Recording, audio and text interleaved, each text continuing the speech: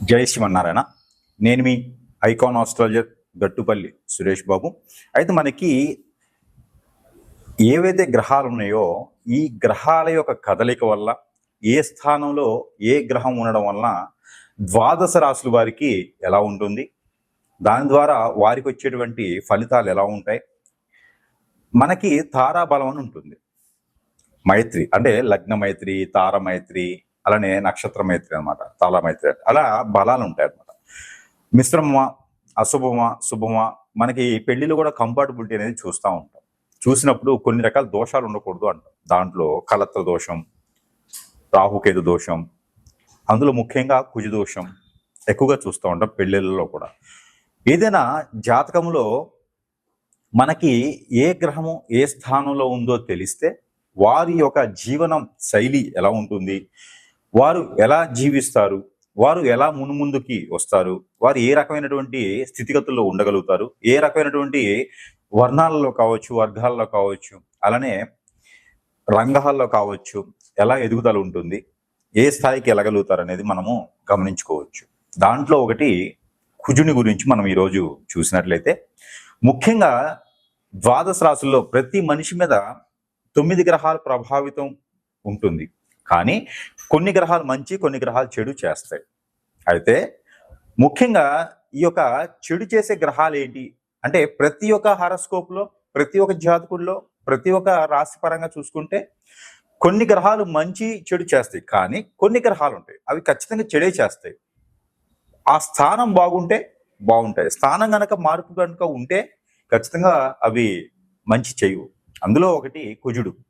రాహుకేతువు, కాలసర్పదోషం, నాగదోషం, శని భగవానుడి, బుద్ధు భగవానుడిది, గురు భగవానుడిది, ఇలాగా శుక్ర భగవానుడు ఉంటాయి.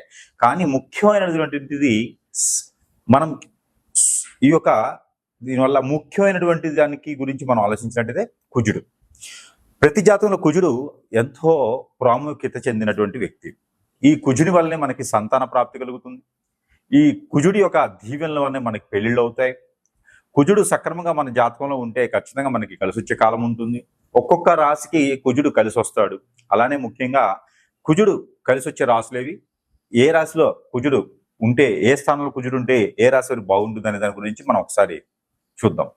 ముఖ్యంగా ఎవరి నక్షత్ర ప్రకారంగా, ఎవరి రాశి ప్రకారంగా కుజు దోషం అనేది నక్షత్రానికి అధిపతి అయి ఉన్నప్పటికీ కుజుడు అనేది ఏంటంటే మనకి రాశి ప్రకారంగా మనం చూసుకున్నట్టయితే కనుక, రాశిలో మనకి కుజుడు ఏ స్థానంలో ఉన్నాడో మనం గమనించినట్టయితే ఈ యొక్క రాశి వారికి ఈ యొక్క చిన్న పరిహారం చేసుకున్నట్టయితే కనుక ఖచ్చితంగా ఆ ఒక కుజునికి సంబంధించినటువంటి శాంతి జరుగుతుంది. ఖచ్చితంగా మీకు జీవితంలో ముందుకెళ్లేదానికి, పెళ్లిళ్ళు అయ్యేదానికి కూడా బాగుంటుంది. కాబట్టి ఈ యొక్క రెమెడీ అనేది రాశి వారికి ఖచ్చితంగా ఈ రెమెడీ చేసినట్లయితే కుజు దోషానికి నుంచి మనం తొలగవచ్చు, తొలగొచ్చు. ఆ తర్వాత అన్ని కూడా సక్రమంగా ఉండేదానికి అవకాశం ఉంది. దానికి ఈ రాశి వారైతే ఖచ్చితంగా ఈ రెమెడీ అనేది చేయాలి. ఏం చేయాలి? కుజుడికి సంబంధించినటువంటి ఉలవలు 1 కిలో, కందులు 1 కిలో, అంటే కిలోంపో తీసుకోవచ్చు. ఉలవలు 1 కిలోంపో, కందులు 1 కిలోంపో, ఈ 2 కూడా తీసుకొని గోధుమలు కూడా 1 కిలో తీసుకోవాలి. ఎందుకంటే కుజుడితో ఖచ్చితంగా కుజుడు ఒక్కడికే దానం ఇవ్వకూడదు, కుజుడితో పాటు రవికి కూడా దానం ఇవ్వాలి.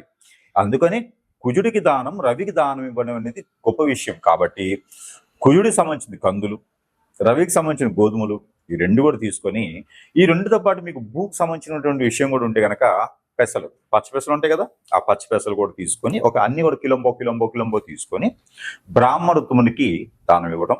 రావి చెమ్ము, రావి పాత్ర ఏదైనా సరే, రావి ఆకులు 5 ఆకులు తీసుకొని, ఈ రావి ఆకులు అనేది తీసుకున్న తర్వాత ఏదైతే రాగికి సంబంధించిన పాత్ర, చెమ్ము, తెపాళ ఏదైనా ఉంటుందో అది తీసుకొని, దాని నిండా కూడా ఒడ్లు, మనము బియ్యం రాకముందు వచ్చేటువంటి ఒడ్లు ఉంటాయి కదా, ఆ ఒడ్లు దాని నిండా పోసేసి ఎర్రని పువ్వులు ఏవైతే ఉంటాయో ఆ ఎర్రని పూలు, మందార పూలు కావచ్చు, ఏదైనా ఎర్రగా ఉంటాయి కదా, ఆ బంతి పూలే పెట్టుకోవచ్చు.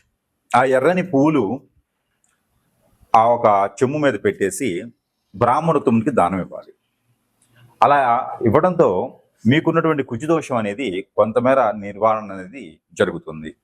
అలానే మరొక రెమెడీ ఏంటంటే, కుజుడు జాతకంలో 2, 4, 6, 8, 12 స్థానంలో ఉన్నటువంటి వారు ఎవరైతే ఏ రాశి వారైనా పర్లేదు ఈ రెమెడీ చేసుకోవచ్చు. అయితే ముఖ్యంగా ఈ రాశి వారికి అయితే పర్టికులర్గా ఈ రెమెడీ అయితే ఖచ్చితంగా చేయాలి. ఎట్లా అంటే కుంకుమ పువ్వు, దాల్చిన చెక్క పౌడరు, 1 చిటికెడు కుంకుమ పువ్వు ఒక 10 గ్రాములు సుమారు, కుంకుమ పువ్వు ఒక 2 గ్రాముల నుంచి 10 గ్రాములు సుమారుగా, దాల్చిన చెక్క పౌడర్ 1 టీ స్పూను 2 వేసేసి, లవంగాల పొడి కొంచెం వేసేసి, అంటే ఒక చిటికెడు అంత లవంగాల పొడి వేసేసి, దానిలో ఒక చిటికెడు పసుపు, ఒక చిటికెడు కుంకుమ వేసినటువంటి పాలు ఏవైతే ఉన్నాయో, ఈ పాలతో ప్రతి మంగళవారం లేదా ప్రతి బుధవారం ఇలాగా 7 వారాలు చేయాలి. చేస్తే మీరు అనుకున్నటువంటి పనులు అనేది ముందుకెళ్తాయి. అలానే మీరు అనుకున్న పనులే కాకుండా ఆర్థిక స్థితిగతులు కూడా మెరుగవుతాయి. పేరు ప్రఖ్యాత హోదా కూడా మీకు సక్రమంగా వస్తుంది. పెళ్ళిళ్ళు కానటువంటి వారికి ఖచ్చితంగా పెళ్ళిలోకి రెమెడీ చేస్తే, అలానే మనకి ఈ యొక్క పాలును తీసుకెళ్ళి నాగపడిగలకి, మానసదేవి అమ్మవారికి లేదా సుబ్రహ్మణ్య స్వామి వారికి అభిషేకం చేయాలి. ఇది ఒకటే రెమెడీ. అలానే మనకి ఈ రాశి వారు కనుక ఖచ్చితంగా ఈ రెమెడీ చేస్తే కుజుడికి సంబంధించిన దోషాన్ని నుంచి పటాపంచలేసి అదృష్టం వరించేదానికి అవకాశం కనిపిస్తుంది. అదితే కుజ దోషానికి నివారణ ఏంటంటే రావి పాత్ర, రావి ఆకు, రాగికి సంబంధించిన గ్లాసు చెమ్ము ఏదైనా పర్ల తీసుకొని దాని నిండా నీరు పోసి దాంట్లో ఒక రాగి కాయిన్ ఏదైనా మన పాతకాలంలో వాడుతుంటాం, లేదంటే రాగి తీగ ఏదైనా ఇప్పుడు దొరికే వాటిలో రాగి తీగ కానీ ఏదైనా ఉంటే దాంట్లో వేసి, ఇటుక బిళ్ళ చూర ఏదైతే మనకి ఇటుక బిళ్ళలు దొరుకుతాయి కదా, దానికి నలకొడితే వచ్చేటువంటి చూర, సన్నని ఇసుక వేసి ఆ పాత్ర మీద ఒక మూత పెట్టి, ఏదైనా ఎర్రని వస్త్రం ఒకటి, ఎర్రని నాణ్యం, మనం అనుకున్నట్టు ఎర్రని నాణ్యం, ఒక 2 పువ్వులు, 2 కర్పూరం బిళ్ళలు కర్పూరం బిళ్ళలు ఉంటాయి కదా, అవి ఒక 2, ఇవన్నీ కూడా ఆ గ్లాసులో వేసి మూత పెట్టి ఎక్కడైనా రావి చెట్టు మొదలుగా పాతి పెట్టాలి. ఎందుకు అంటే కుజదోషం 4, 6, 8, 10, 12 స్థానాల్లో ఉంటే మీకు పెళ్ళవటం లేట్ అవుతుంది అనుకుంటే, గోచార ప్రకారంగా చూసినప్పుడు 4, 6, 2 స్థానాల్లో కుజుడు ఉండడం వలన ఆ కుజదోషం కింద పరిగణనలు తీసుకోవాలి. సొంత ఇంట్లో కుజుడున్నా కూడా మీరు ఈ రెమెడీ చేయడం ద్వారా ఖచ్చితంగా మీకు ఆ ఒక కుజదోషం నివారణ జరిగేసి పెళ్ళి అయ్యేదానికి ఆస్కారం కనిపిస్తుంది. మరొక రెమెడీ, ఈ రాశి వారు ఖచ్చితంగా ఈ రెమెడీ చేస్తే మీకు ఆ కుజదోష నివారణ అనేది జరిగి ఆ కుజదోషానికి కొంత శాంతి అనేది ఇలుతుంది. అది ఏం చేయాలి? పారేటువంటి నీరులో, చెరువు, నది, వాగు, సముద్రం ఎక్కడైనా సరే వెళ్ళేసి గోధుమలు 1 కిలో, కందులు 1 కిలో, ఈ 2 కూడా తీసుకెళ్ళి, పచ్చ పెసలు కూడా 1 కిలో తీసుకెళ్ళి, మీకు పూర్వీకుల శాపంతో కుజదోష నివారణ జరగాలి అనుకొని మొక్కుకొని కుజునికి జపం చేసి, కుజునికి జపం అంటే 23 సార్లు చేయాలి. ఓం నమో కుజాయన నమః, ఓం నమో కుజాయన నమః, ఓం నమో కుజదేవాయ నమః, ఇలాగా 21 సార్లు చదివేసి అవన్నీ కూడా పారిన నీటిలో నీకున్న దోషాలు, కుజుడికి సంబంధించిన దోషాన్ని పోవాలని చెప్పి అనుకొని వదిలివేయాలి. అలానే దానిమ్మ కాయలను దొరుకుతాయి మనకి. ఈ దానిమ్మ పళ్ళు తీసుకొని ఒక 5 పళ్ళు తీసుకొని ఎవరికైనా సరే పేదవాళ్ళకి దానం ఇవ్వాలి మంగళవారం లేదా బుధవారం రోజున. దీని ద్వారా కుజదోషానికి నివారణ. మరొకటి, పాత బట్టలు, ఇనుముకు సంబంధించినటువంటివి, ప్లాస్టిక్ సంబంధించినటువంటివి, చెక్కకు సంబంధించినటువంటివి ఏమైనా ఉంటే, మెడిసిన్ కానీ ఇలాంటివి ఏమైనా ఉంటే మీకు పనికి రాకపోతే ఎవరికైనా సరే అడుక్కునే వాళ్ళు లాంటి వాళ్ళకి ఎవరికైనా సరే దానం ఇవ్వడం ద్వారా ఆ కుజునికి సంబంధించిన దోషం కొంతమేర పటాపంచలేసి అదృష్టం మీకు వరించేలా ఉంటుంది. కాబట్టి ఈ పరిహారం మీకోసం. మరొక రెమెడీ, ఈ రాశి వారు కనుక ఖచ్చితంగా కుజదోష నివారణకి ఈ రెమెడీ చేస్తే మీకు ఆ కుజదోషానికి పరిహారం అవుతుంది. ఆ కుజునికి సంబంధించినటువంటి దోషం పోతుంది. ఖచ్చితంగా పెళ్ళిళ్ళు అవుతున్నాయి, పిల్లలు కూడా పుట్టేదానికి అవకాశం ఉంది, పెళ్ళి అయిన వారికి మాత్రమే. ఇది ఏం చేయాలంటే కనుక కందులు లేదా కందిపప్పు చూర చేసుకోవాలి. చూర అంటే మనకి పౌడర్ లాగా కానీ, మిక్సీ కొట్టుకుంటే పౌడర్ కానీ చూర కానీ అవుతుంది. ఆ రకంగా చేసుకోవాలి. అది అన్నంతో అంటే బియ్యంతో కలిపి వండాలి. పచ్చిపప్పు, అలానే కందిపప్పు, అలానే బియ్యం మొత్తం కలిపి వండాలి. పెసరపప్పు కూడా వేసుకోవచ్చు. ఈ వండిన పదార్థం ఏదైతే ఉందో ఈ పదార్థం ఒక 7గురికి మినిమం వడ్డన చేయాలి. ఒక 7గురికి ఇది పంచిపెట్టాలి. ఇది విష్ణు ఆలయంలో నైవేద్యం పెట్టి దాన్ని మీరు పంజారం చేయాలి. దాని ద్వారా ఆ ఒక కుజుదోషంతో ఉన్నటువంటి వారు కావచ్చు, కుజుదోషంతో బాధపడేవారు కావచ్చు, సొంత ఇంట్లో 2, 4, 6, 8, 12 స్థానాల్లో కుజుడున్నవారు ఇది చేసుకోవచ్చు. ఇది మంగళవారం, బుధవారం చేయాలి. మరొకటి, ఈ రెమెడీ అయితే ద్వాదశ రాశుల వారు ఎవరైనా చేయొచ్చు. అందులో ముఖ్యంగా ఈ రాశి వారికి ఇంకా బాగా పనిచేస్తుంది. అయితే ఈ రెమెడీ ఏంటంటే ప్రతి అమావాస్య ముందు, పౌర్ణమి ముందు, పంచమి రోజున, చవితి రోజున మీరు చేయవచ్చు. అయితే ఏం చేయాలి అంటే నాగపడిగలు, పుట్ట, మన్నుతో చేసినటువంటి పుట్టలు ఉంటాయి కదా, ఆ పుట్ట నాగపడిగల దగ్గర పోయేసి బియ్యము బెల్లంతో చేసినటువంటి చలిబిడి, సజ్జలు ఒక ముందు రోజు నానబెట్టుకొని అది మూట కట్టుకుంటే స్ప్రౌట్స్ అంటారు, మొలకెత్తుతాయి. అవి చిన్న చిన్న మొలకలు వస్తాయి.